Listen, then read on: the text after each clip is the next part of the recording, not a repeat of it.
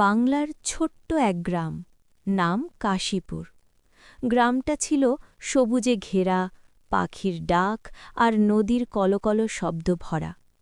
কিন্তু এবছর যেন সবকিছু বদলে গিয়েছিল। আকাশে মেঘ আসত, আবার উধাও হয়ে যেত। রোদ ছিল তীব্র, মাটি ছিল ফেটে চৌচির।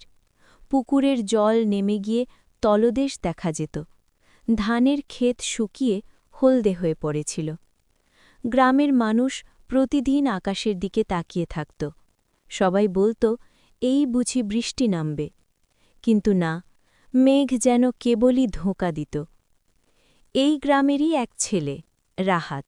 তার বয়স 12। প্রতিদিন সকালে সে তার বাবার সাথে মাঠে যেত। তার বাবা একজন কৃষক।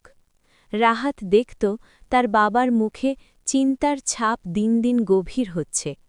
মা রাতে নামাজ পড়ে আল্লাহর কাছে শুধু একটাই দোয়া করতেন, একটু বৃষ্টি দাও আল্লাহ। একদিন বিকেলে রাহাত স্কুল থেকে ফিরছিল। আকাশটা ছিল অদ্ভুত ধূসর। বাতাসে কেমন যেন অন্যরকম গন্ধ, মাটির গন্ধ। সে থেমে গেল।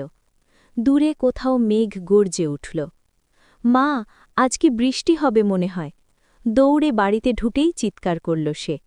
মা হেসে বললেন, আল্লাহ ভরসা। হঠাৎ করে বিদ্যুৎ চমকাল। তারপর 1 ফোঁটা, 2 ফোঁটা, তারপর ঝমঝম করে নেমে এলো বৃষ্টি। রাহাত আর নিজেকে সামলাতে পারল না। সে দৌড়ে উঠানে বেরিয়ে গেল। ঠান্ডা জলের ফোঁটা তার মুখে, চুলে, জামায় পড়তে লাগল। সে 2 হাত মেলে দাঁড়িয়ে রইল। চারদিকে কেবল বৃষ্টির শব্দ, টাপুর টুপুর, ঝমঝম, গর্জন। তার বাবা ঘর থেকে বেরিয়ে এলেন। তার চোখে আনন্দের জল। তিনি আকাশের দিকে তাকিয়ে বললেন, আলহামদুলিল্লাহ। মাঠে ধানের গাছগুলো যেন আবার প্রাণ ফিরে পেল। শুকিয়ে যাওয়া মাটি জলে ভিজে নরম হয়ে উঠল। পুকুরে আবার ঢেউ উঠল। ব্যাঙেরা ডাকতে শুরু করল। গ্রামের শিশুরা সবাই রাস্তায় নেমে এলো।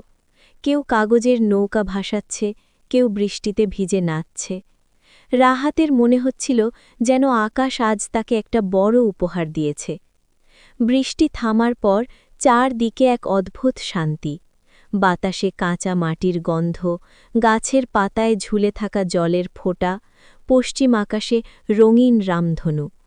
সেদিন রাতে গ্রামের মানুষের মুখে ছিল হাসি। অনেক দিনের দুশ্চিন্তা যেন ধুয়ে মুছে গেল।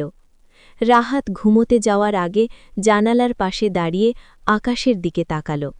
তার মনে হল, বৃষ্টি শুধু মাটিকে নয়, মানুষের মনকেও ভিজিয়ে দেয়। তারপর থেকে যখনই বৃষ্টি হয়, রাহাত সেই দিনের কথা মনে করে। কারণ সে জানে, অপেক্ষা যত দীর্ঘই হোক, একদিন না একদিন বৃষ্টি ঠিকই নামে।